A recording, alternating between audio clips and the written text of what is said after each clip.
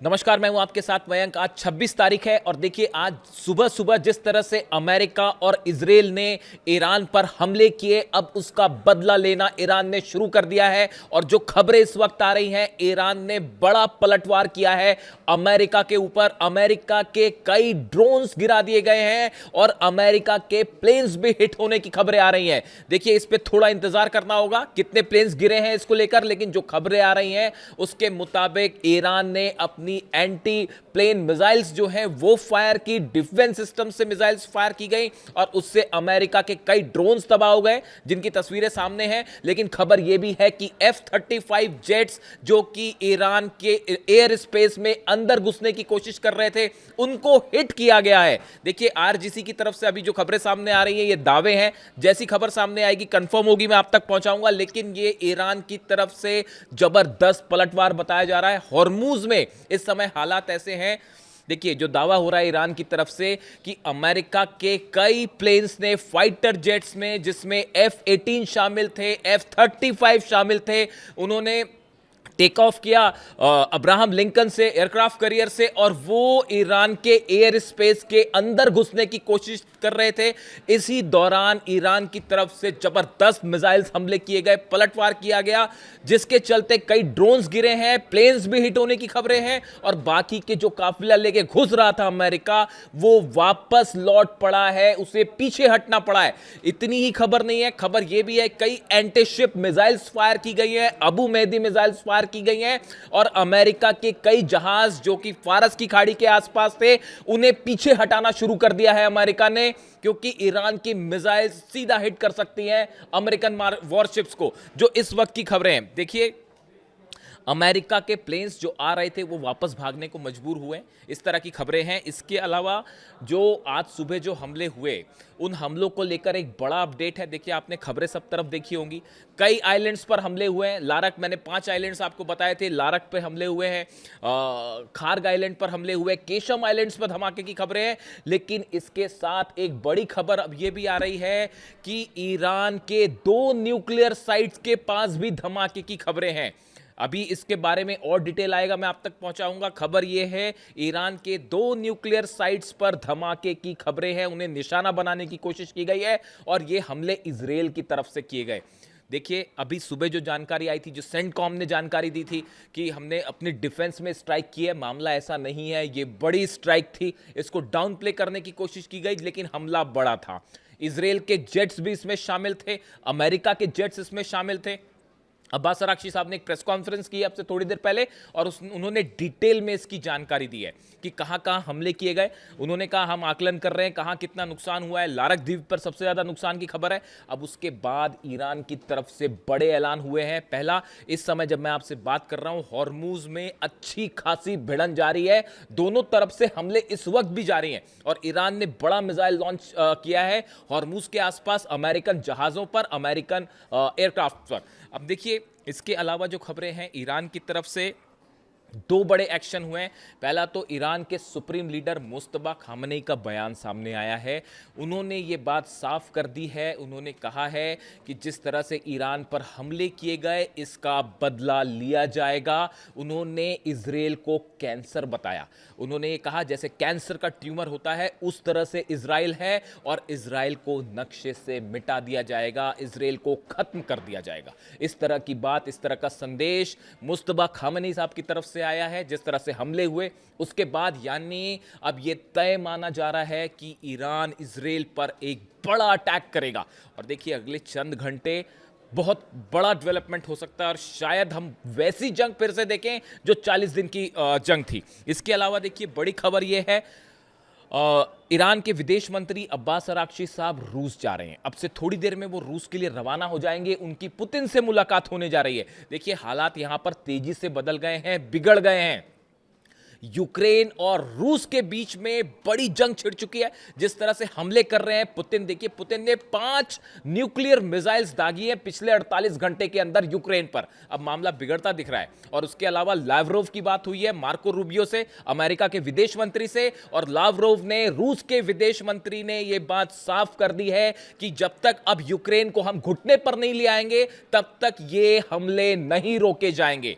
जिस तरह से लुहांस्क पर हमला हुआ, कॉलेज के ऊपर, एक डॉर्मेटरी पर हमला हुआ जहां पर स्टूडेंट थे, जिसमें कई सारे स्टूडेंट मारे गए। ये वैसा ही हमला था जैसे मिनाब में स्टूडेंट्स के ऊपर 168 बच्चियों के ऊपर हमला हुआ था, बिल्कुल वैसे ही हमला लुहांस का था, जिसके बाद पुतिन बेहद गुस्से में है। 5 न्यूक्लियर मिसाइल्स फायर की गई हैं, 5 तरह की न्यूक्लियर मिसाइल्स, 5 तरह की न्यूक्लियर मिसाइल्स, जिसमें ऑर्शनिक भी शामिल है, कैलिबर भी शामिल है, इन सबको फायर किया गया है यूक्रेन पर। और बिल्कुल वैसे ही जंगी हालात अब देखने को मिल रहे हैं ईरान और अमेरिका के बीच में। देखिए, मैं फिर से इस बात को रिपीट करूंगा, पूरी दुनिया में जितने पत्रकार हैं, जितने न्यूज़ चैनल्स हैं, जितने पॉडकास्ट चल रहे हैं, सबका स्टैंड ये था कि ईद के पहले हमला नहीं होगा, हज के बीच में हमला नहीं होगा। आप मेरा वीडियो उठा के देखिए, मैंने दावा किया था आपको कि हज के बीच में ही हमला होगा, ईद से पहले हमला होगा। और देखिए, ये खबर एक बार फिर सच साबित हुई। इसकी बड़ी वजह थी, देखिए, कई लोगों ने मुझसे पूछा, आज सुबह से कई फोन्स आ गए हैं मेरे पास, और सब ये पूछ रहे हैं कि आपने ये दावा कैसे किया था कि ईद के पहले पहले हमला हो जाएगा, हज के बीच में हमला होगा।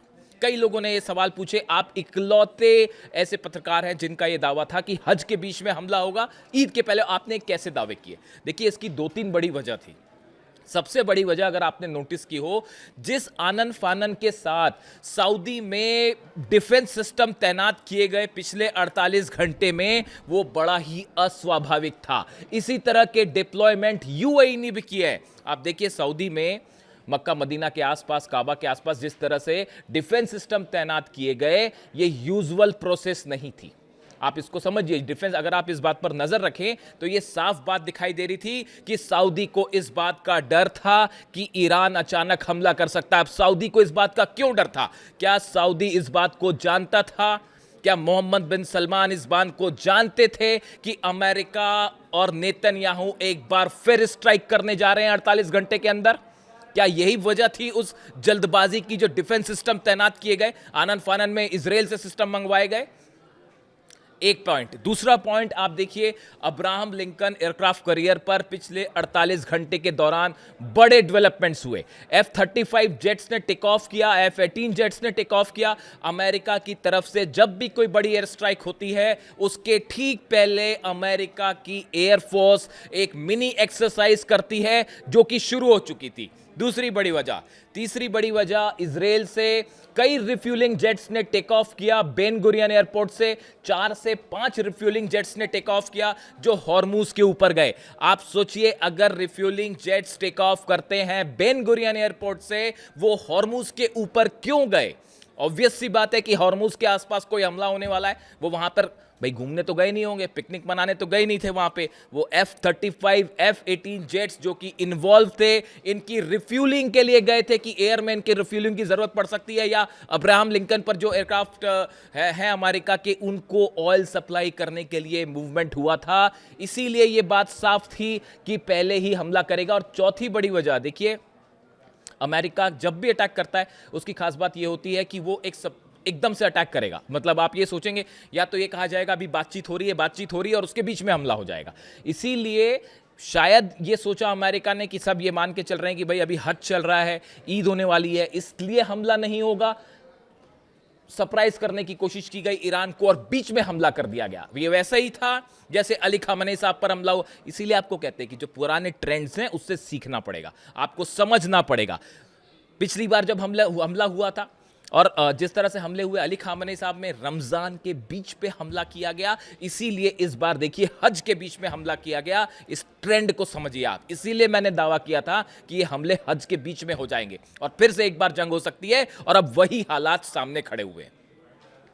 एक बार फिर धोखा हुआ। बड़े सारे लोग मुझसे पूछ रहे थे कि भाई आप डील के पक्ष में क्यों ना हो, किससे डील की जाए और क्या डील की जाए, उनसे जो हमले कर रहे हैं कैसे डील हो सकती है। बड़े बड़े तमाम दावे हुए, कितने लोग जो है वो खबरें चली कि अब ये डील हो गई है, वो डील हो गई है, ईरान यूरेनियम दे देगा। सब बेसलेस और फर्जी खबरें थी जो फैलाई गई थी पब्लिसिटी स्टंट के लिए। हमने डंके की चोट पे बात कही थी कि डील नहीं होगी, ईरान यूरेनियम देने का कोई सवाल ही नहीं है। और देखिए ये खबर भी साबित हुई। याद रखिएगा इस बात को। जितने दावे हमारे हो रहे हैं, बड़ी रिस्पॉन्सिबिलिटी के साथ मैंने दावे किए और सब के सब सच साबित हो रहे हैं। आप उठा के देख लीजिए, क्या किसी और शख्स ने यह बात कही थी कि हज के दौरान हमला होगा या ईद के पहले हमला होगा? सिर्फ हमने कहा और यह खबर साबित हुई सच। और आप और देखिए, ईरान की तरफ से बहुत बड़े पलटवार की तैयारी कर ली गई है और जो मुस्तबा खामनेई साहब का जो संदेश आया है, हम इजराइल को मिटा देंगे, ये एक संदेश है इस बात का, ये इशारा है इस बात का कि इजराइल के ऊपर बहुत बड़ा हमला होने जा रहा है। देखिए ये हमले क्यों हुए, इसकी कई वजह भी सामने है। सबसे बड़ी वजह है तो ईरान जो है अपेरेंटली कि भाई ईरान अपना यूरेनियम देने को तैयार नहीं है। ये बात साफ बता दी गई है अमेरिका को। जितने 5 देश अरब देशों के निगोशिएट करना चाह रहे थे, पाकिस्तान के नेता वहां पे थे, आर्मी जनरल वहां पे थे, इन सबको साफ साफ बता दिया गया था ईरान अपना यूरेनियम नहीं देगा, हम न्यूक्लियर मुद्दे पर कोई बात नहीं करेंगे। तमाम दावे हो रहे थे यूरेनियम यहां चला जाएगा, यूरेनियम वहां चला जाएगा, सब फर्जी खबरें थी, फैलाई गई थी। बात नंबर 1।